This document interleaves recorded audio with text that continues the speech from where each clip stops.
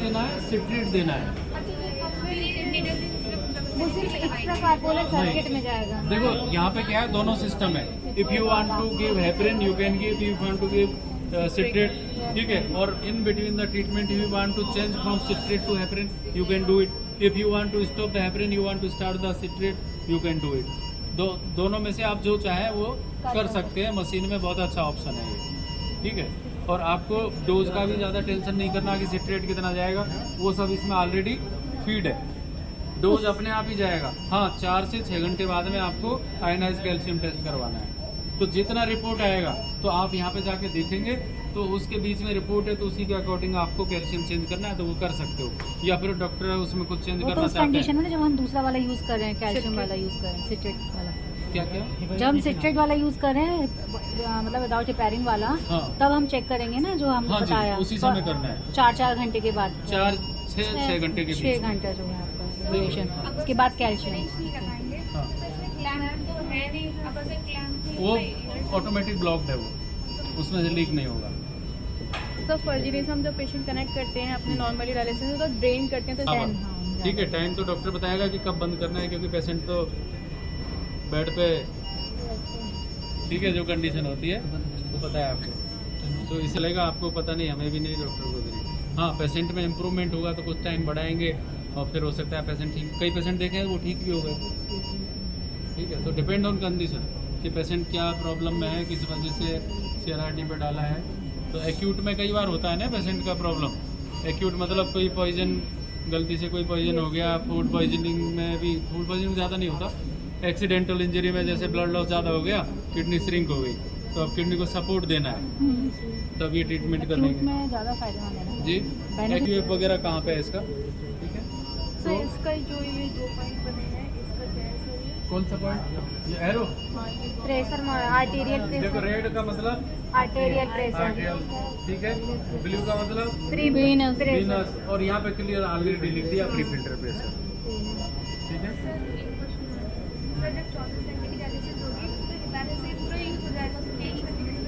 जरूरत पड़ेगी, very good. देखो ध्यान दिला दिया उन्होंने।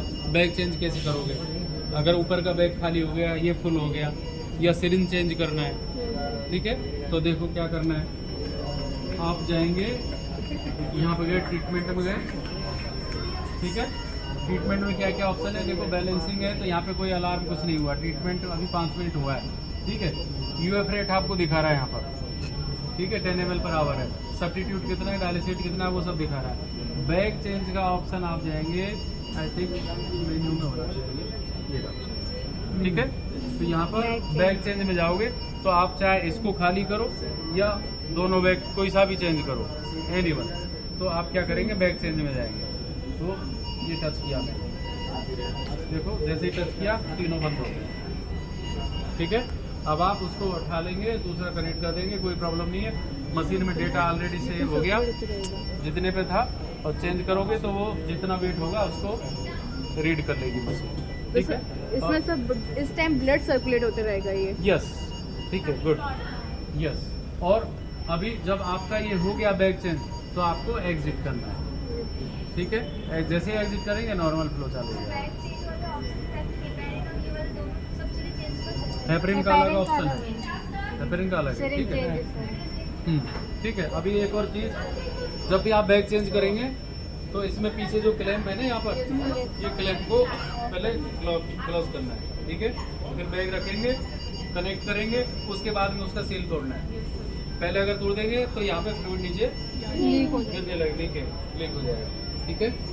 और बोलो और क्या है, तो ये हो गया आपका, वेरी गुड, अच्छा पूछा आपने, ठीक है। यहाँ से एग्जिट जाके तब दूसरा है। हेपरिन वाला देखते हैं, तो यहाँ पे बैग, जैसे हम वापस जाएंगे, ये चल गया, देखो यस सर। चल हो गया, ठीक है। Tubing test scale 1 green and 2 while do not touch. तो ये ट्यूबिंग का सेट है, वो कनेक्शन को वो टेस्ट करता है कि वो ठीक है या नहीं है, ठीक है। वो ऑटोमेटिक। ये चेंज सिरिंज, चल रहा है, इसको टच करेंगे तो ये हेपरिन का सिरिंज आ गया, तो आप हेपरिन बंद हो गया है, आप हेपरिन सिरिंज निकाल के दूसरा कनेक्ट कर सकते हैं, और जब हो जाएगा तो एग्जिट करना है। सर आपने ये कहा था हाँ जी। डायलिसिस और सब्स्टिट्यूट का BFR रेट दोनों का अलग अलग हो सकता है, तो सर इसमें कैसे चेंज करेंगे दोनों का BFR रेट? गुड। तो देखिए अब आपको फिर से जाना है, ट्रीटमेंट में जाएंगे। पहले एक बार ये दिखा दूँ आपको यहाँ पे क्या क्या है, मेन्यू में क्या क्या है। ये दो तो आपने देख लिया है, यस सर। ठीक है। तीसरा क्या है, ट्रीटमेंट इंटरप्टेड। अगर मान लीजिए ट्रीटमेंट में कहीं इंटरप्ट कुछ ये हो रहा है, ठीक है, तो आप उसको जैसे ज़्यादा अलार्म आएगा, कुछ भी आएगा, तो उस समय इसमें अगर आप जाओगे तो यहाँ पे देखो ब्लॉक ये हो गया, क्लॉट हो गया ब्लड, ठीक है। तो क्लॉट हो गया तो क्या करेंगे, आपको ब्लड लाइन निकालना पड़ेगा, ठीक है। और अगर मान लीजिए वो छोटा मोटा कुछ प्रॉब्लम था, आपने ठीक कर लिया, ठीक है, तो आप क्या करेंगे, कंटिन्यू ट्रीटमेंट में जाएंगे, ठीक है। अगर वो नहीं हुआ तो विदाउट ब्लड री इन्फ्यूजन, मतलब क्या करेंगे, प्रिपेयर फॉर ट्रीटमेंट कोर्स, ठीक है। तो थोड़ी जैसे कुछ प्रॉब्लम हुई है, मूवमेंट हो गया कुछ, वो उस टाइम के लिए है, ठीक है। दूसरा फिर इसके बाद में विद ब्लड री इन्फ्यूजन, तो ब्लड री इन्फ्यूजन के साथ में अगर मान लीजिए जैसे कोई मूवमेंट हुआ कुछ, तो ब्लड री इन्फ्यूजन आप उसमें कर सकते हो, ठीक है।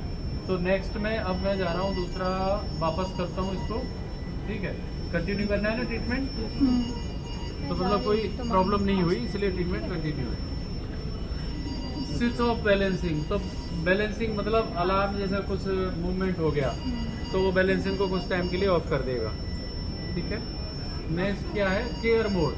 ये केयर मोड क्या है, जैसे मान लीजिए पेशेंट को नर्सिंग केयर वगैरह दे रहे हैं, तो मूवमेंट हो रहा है, तो मूवमेंट होगा तो फ्लो में भी कुछ चेंज होगा, तो अलार्म का रेंज है वो वाइड हो जाएगा, तो अलार्म नहीं बजेगा, उसके लिए ये केयर मोड है।